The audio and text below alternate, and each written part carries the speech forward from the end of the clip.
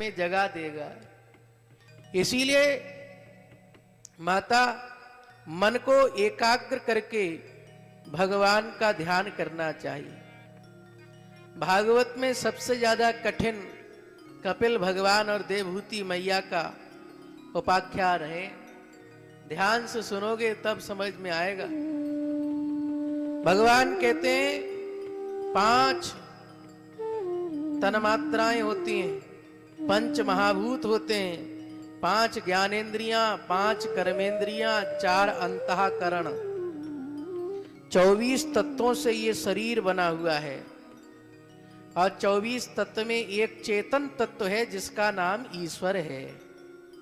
चेतन तत्व निकल जाता है तो ये शरीर बेकार हो जाता है। मुंह की चेतना निकल गई तो मुंह बिल्कुल बोल नहीं सकता। हाथ की चेतना निकल गई तो हाथ काम ही नहीं कर रहा है। महाराज हाथ तो तुम्हारा है तो हाथ काम क्यों नहीं कर रहा है? तुम जिसमें कहते हो कि ये हमारे हाथ में है, हम लोग कहते हैं कि ये काम कर दो। अरे वो काम क्या, वो तो हमारे ही हाथ में है। जो लोग कहते हैं ये काम हमारे हाथ में है, उनसे ये पूछो कि हाथ तुम्हारे हाथ में है? हमारा हाथ ही हमारे हाथ में नहीं है। एक दिन हमारा ही हाथ हमारी बात नहीं मानता। 24 तत्वों से ये शरीर बना है।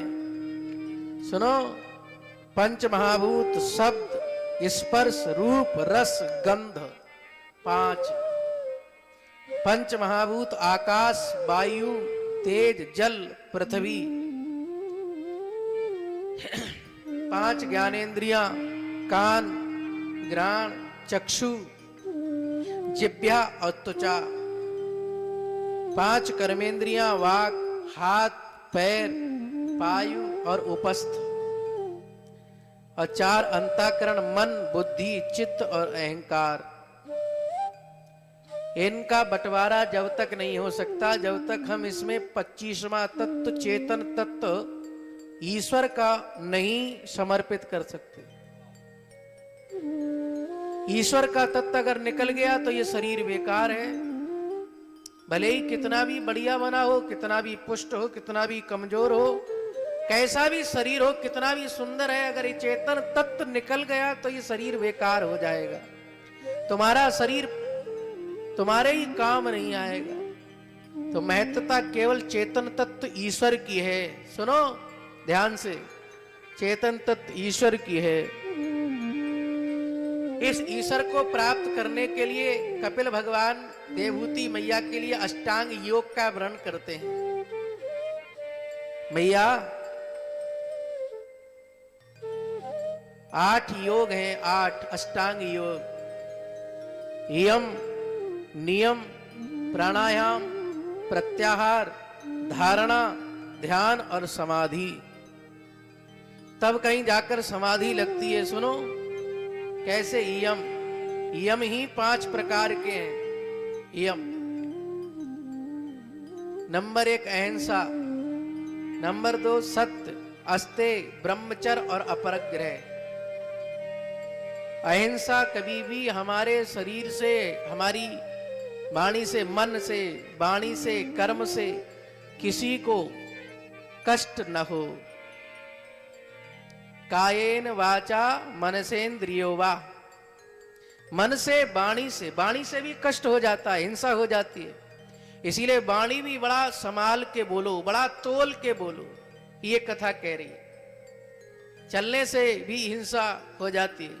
जीवन में अहिंसा ही हमारा धर्म है। हिंसा न हो तब कहीं 5 चीजें हमें मिलेंगी तो एक कड़ी पार होती है, जिसे कहते हैं यम। अहिंसा, जीवन में सत्य बोलो, असत्य को त्याग दो, अस्तेय, चोरी न करो, ब्रह्मचर्य का पालन करो, और अपरिग्रह, आवश्यकता से अधिक किसी भी वस्तु का संग्रह न करना। ये 5 जब चीजें व्यक्ति में उपस्थित हो जाती हैं तो माता एक कड़ी पूरी होती है, जिसे कहते हैं यम। दूसरी बात आती है नियम। नियम कहते हैं शौच, बाहर और भीतर से शुद्ध रहो। बाहर से तो शुद्ध हो, परंतु अंदर से शुद्ध नहीं हो तो भी बेकार है। गोस्वामी जी महाराज कहते हैं कि बाहर की बात नहीं जानते भगवान, अंदर की बात जानते हैं।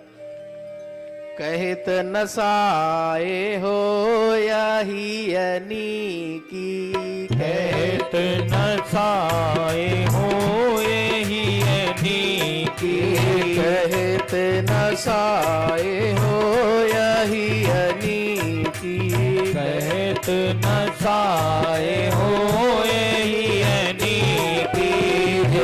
जत राम जान जन जी की, जत राम जान जन जी की, जत राम जान जन जी की, जत राम जान जन जी की। कहत नसाए होई नीकी, रीजत राम जान जन जी की। भगवान बाहर की बात नहीं, अंदर की बात देखकर समझ जाते हैं। इसीलिए भगवत चरित्र का ध्यान करना चाहिए। आपसे किसी ने कहा भगवान की कथा क्यों सुने, भगवान की कथा करती क्या है, भगवत चरित्र क्या करता है, तो गोस्वामी जी महाराज ने कहा मंगल करन कलमल हरन तुलसी कथा रघुनाथ की, जत कोरे कविता सरित की, जो सरित पावन बात की।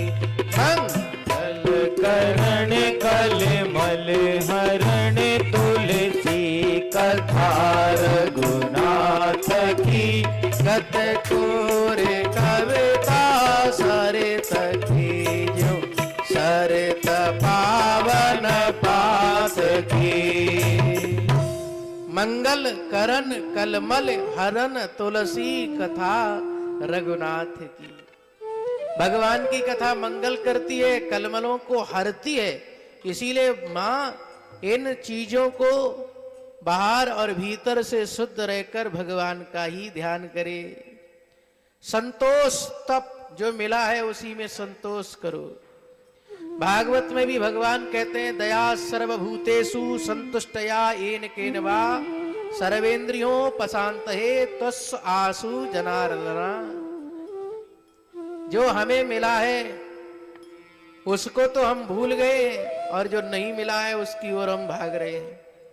एक आदमी का पैर इतना बड़ा था कि उसके नाम का कोई जूता ही नहीं मिलता था।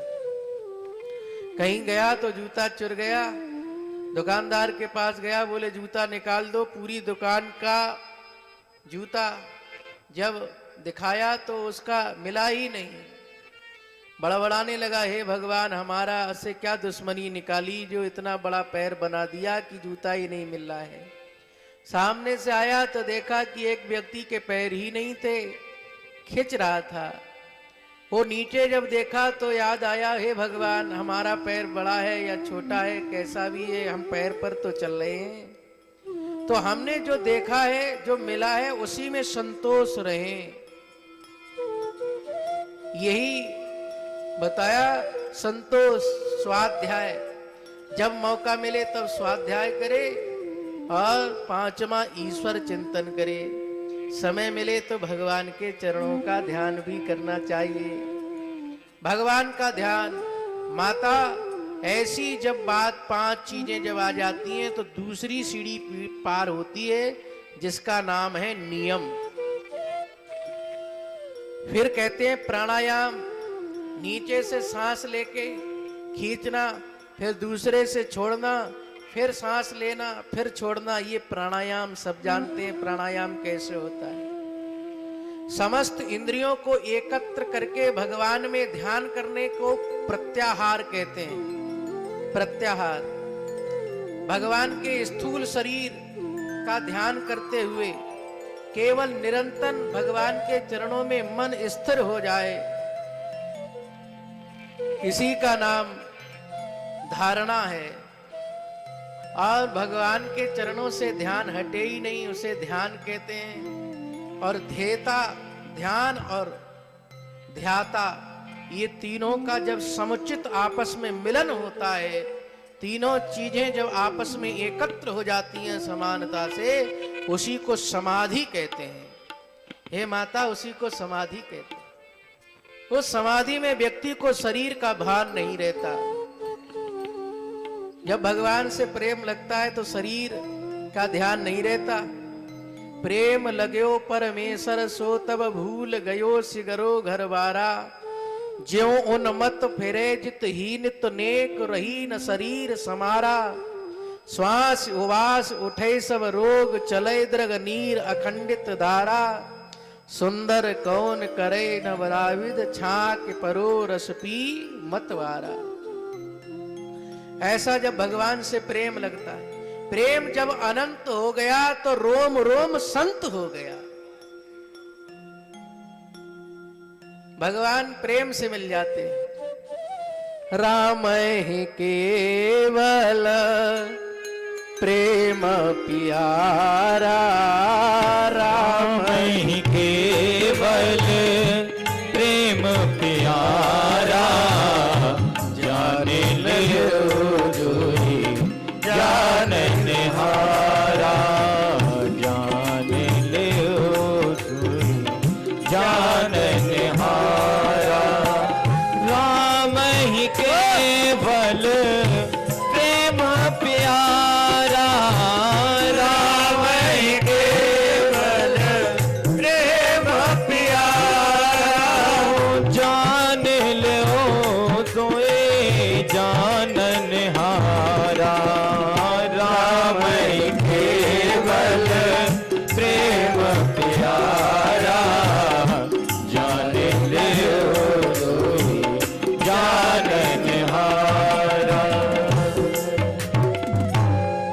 रामई केवल प्रेम प्यारा, जानन ल्यो जो जानन हार। प्रेम जब अनंत हो गया तब रोम रोम संत हो गया। सत्य से प्रेम तक की यात्रा पर भगवान मिल जाते हैं। सत्य से प्रेम तक की यात्रा पर। हे माता, यही चक्र है भगवान के मिलन का। समाधि का भी नियम है। समाधि का नियम क्या है कि हम पहले भगवान के चरणों का ध्यान करें। भागवत में कपिल भगवान देवहूति मैया को भगवान के ध्यान की विधि बतलाते हैं।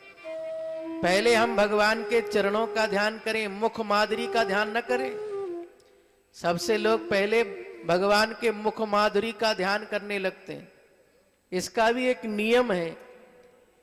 पहले चरणों का ध्यान करें, फिर भगवान के चरणों से ऊंचे जंघाओं का ध्यान करें, फिर भगवान के कमर का ध्यान करें, फिर भगवान की नाभि का ध्यान करें, फिर भगवान की वक्ष स्थल का ध्यान करें, फिर ग्रीवा का, फिर मुख माधुरी का दर्शन करना चाहिए। ऐसा नियम बताते हैं माता। व्यक्ति ध्यान करे कैसे? क्योंकि व्यक्ति का मन इन विषयों में फटका हुआ है और 10 जगह मन भटकता रहता है, इसीलिए भगवान में मन लगता नहीं है। जननीय जनक बंद सुत दारा, तन मन भवन सुहद परिवारा। जननी मानी माता, जनक मानी पिता, बंद मानी भाई, सुत मानी बेटा, दारा मानी पत्नी, तन मानी तन कैसा है, शरीर कैसा है, मन कहां जा रहा है, परिवार कैसा है, स्वद मित्रगण कैसे हैं। और ये जब शरीर किसी काम का नहीं रहता तब भगवान की याद आती है। इन 10 जगह मन भटकते भटकते अंत में हम काल के मुंह में चले जाते हैं, हमें पता नहीं कब चले गए। उस वक्त निकला जब वक्त तंग आया, उस वक्त निकला जब वक्त तंग आया। मन की मशीनरी ने जब काम करना सीखा, जब बूढ़े शरीर के हर पुर्जे पे जंग आया। हमें पता ही नहीं है कि हम कब चले जा रहे हैं। जन्म दुखम जरा दुखम जाया दुखम पुनः पुनः, अंत कालम महादुखम तस्मात् जाग्रही जाग्रही जाग्रहे। मरते हुए, पैदा होते हुए बड़ा दुख होता है, असह्य दुख होता है, असह्य वेदना बोझ होती है। परंतु भगवान कह रहे हैं माता, व्यक्ति माया में ऐसा लिपटा हुआ है कि असह्य दुख भी झेलने को तैयार है। एक पुरुष के माध्यम के तेज के प्रभाव से माता के गर्भ में जाता है। 15वें दिन बेर के बराबर होता है। 1 मास में, तीसरे मास में नख, हड्डी, नाखून बनते हैं, हड्डी बनती हैं। फिर चौथे मास में रुधिर, मांस आदि आदि बनती है। 5वें मास में वह भूख और प्यास से व्याकुल होता है और 6ठे मास में झिल्ली में लिपट जाता है। 7वें मास में दाहिनी कोख में आ जाता है माँ के, और माँ के आने के बाद झिल्ली में लिपटे हुए भगवान की स्तुति करता है। क्यों? उस समय गर्भ में लिपटा हुआ व्यक्ति के अनेकों जन्मों की कर्म उसे याद आते हैं। मैंने बहुत से कर्म किए हैं, तब ये नरक में उल्टा लटका हुआ हूं। माँ खट्टा मीठा कोई पदार्थ खाती है तो उसके शरीर को बड़ा कष्ट होता है। ये कौन कह रहा है? कपिल भगवान कह रहे हैं। कपिल भगवान देवहूति मैया से। तब वह गर्भ में लिपटा हुआ, उल्टा लटका हुआ भगवान की स्तुति करता है कि सोहम बसन्न नप बेवो बहु दुख वासम गर्वान निजर गमसे बहिरंधकूपे यत्रोपयातमुपसरपत देव माया मिथ्या मतिर यदुन संस्रत चक्रमेत। हे भगवान, मुझे इस गर्भ से बाहर निकाल दो और मैं वहां जाकर भगवान आपका भजन ही करूंगा और कुछ करूंगा ही नहीं। परंतु जब वो माँ के गर्भ से वायु के वेग से बाहर आता है हवा के द्वारा, फिर भगवान की माया उसे पकड़ लेती है। और पकड़ते पकड़ते जब बचपन होता है तब भी वह कष्ट को प्राप्त करता है, परंतु जब यौवन अवस्था को प्राप्त हो जाता है तब अपनी जवानी के मद में किसी को गिनता नहीं है। और जब बुढ़ापा जाता है तब तन की तृष्णा हो जाती है। जग में जन में जब बाल बहे तब एक ही याद रही भोजन की। तन में तरुणाई जब प्रगटी तब जहां भई युवती तन की। और वृद्ध वही तन की तृष्णा तब लोग कहें सन की। बस की बस बात यही जग में, कुछ बात नहीं तेरे बस की। उस समय कुछ बस में नहीं रहता है मां। इसीलिए जीवन में जब भी मौका लगे तब भगवान का भजन करे। क्यों?